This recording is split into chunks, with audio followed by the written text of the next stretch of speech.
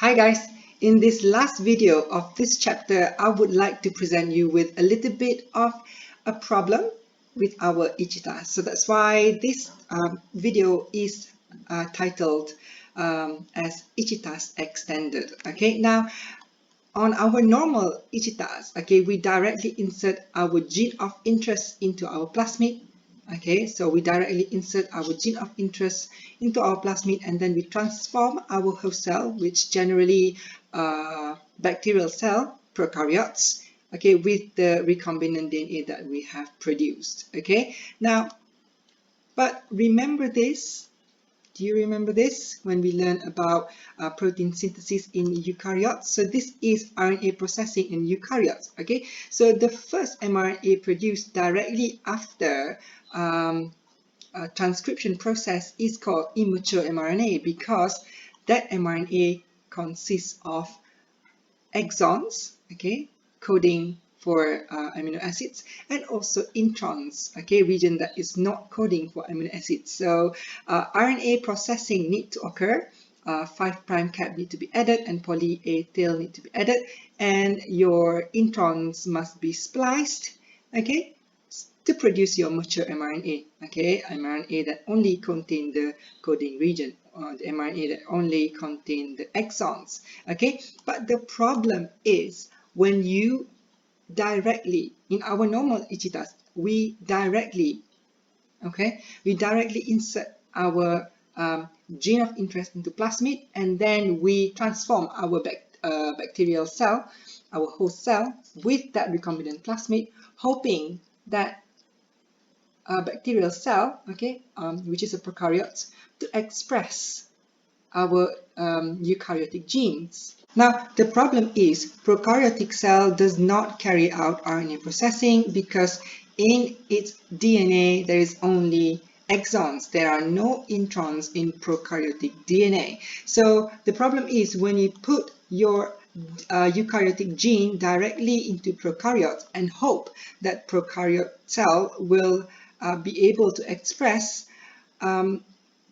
that eukaryotic gene that you have inserted, you might be disappointed. Okay, so the problem is now you have to create a genetic code without introns, okay, so that these prokaryotic cells now will be able to express the product that you need. So how do you produce a genetic code without introns? Is that you go to your target cell and you extract, okay, the mature mRNA from the cytoplasm, okay, because we know that only mature mRNA, only mRNA that has been processed will be allowed to escape into the cytoplasm. Okay, so we extract the mRNA from the target cell. Okay, so why did I say target cells? This is because you have to specifically extract your mRNA from specific cells. Okay, so let's say if we want to extract mRNA for insulin, so we have to extract that mRNA from beta cell of islets of Langerhans. Okay, so there is no use for you to extract mRNA from your epidermal cell on your skin because your skin does not produce insulin, so there will be no mRNA for insulin in your epidermal cell. So you have to choose your target cell very, very carefully. Okay, so you extract the mRNA from your target cell, and then from this mRNA you convert back into DNA. So now this DNA is called cDNA or complementary DNA because this DNA now contains no introns because it is produced from mRNA. Okay, so what is the process where you convert mRNA into DNA? The process is called reverse transcription. All right. Okay, so it's not that ICITAS is wrong.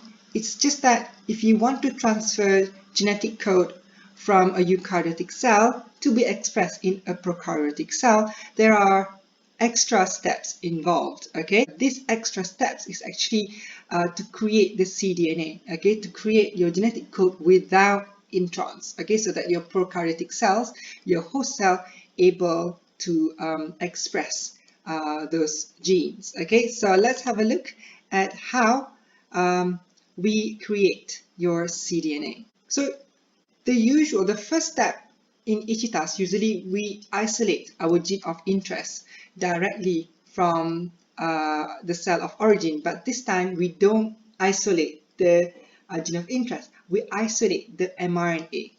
Okay, so we isolate the mRNA from cell, and then we add reverse transcriptase because we want to use this mRNA as the template to produce your DNA.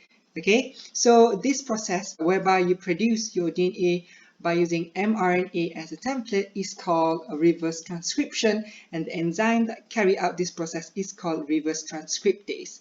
Okay, so this enzyme can be commonly found in viruses such as HIV. Okay, so you use the enzyme called reverse transcriptase so that you will be able to use the template, mRNA as a template to produce your DNA. Okay, all right. So once you have produced the DNA, okay, so this is called as the first cDNA strand. Okay, now you have the mRNA and DNA hybrid. Okay, so now once you have produced the first cDNA strand, you no longer need the mRNA. So what happened is that you digest your mRNA.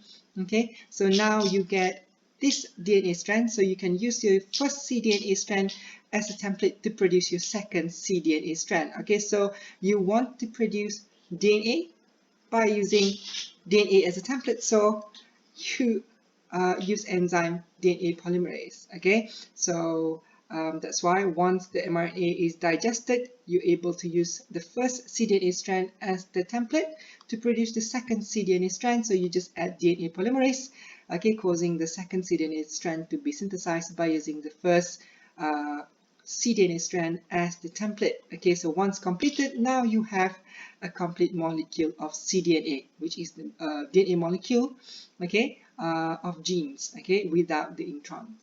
Next, you ligate adapter molecules containing restriction sites, okay, at both ends of your cDNA molecules, and then you begin to cut. So now, okay, our ICITAS continues. Okay, so you cut,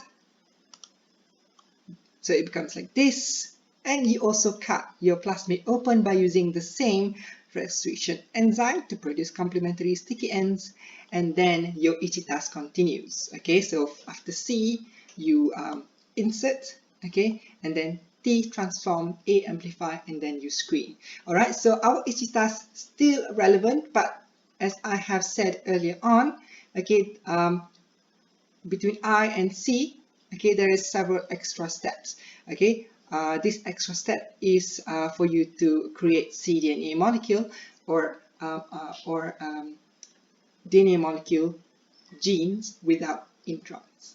So that's all. Thank you very much.